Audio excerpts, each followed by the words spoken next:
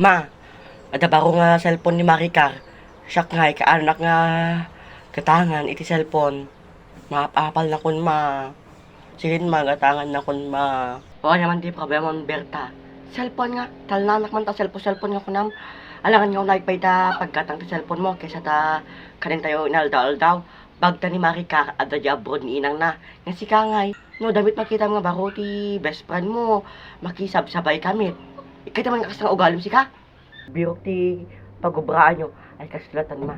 Agutang ka tatalendingin tapno magatangan na ti cellphone o diva.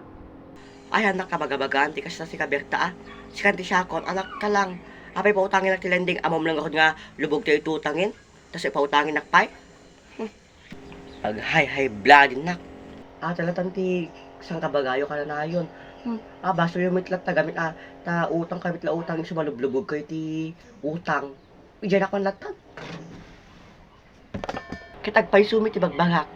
Kita malang kinabastos na yung obing. Po, sabsabali talaga ti generation ti obing tatan.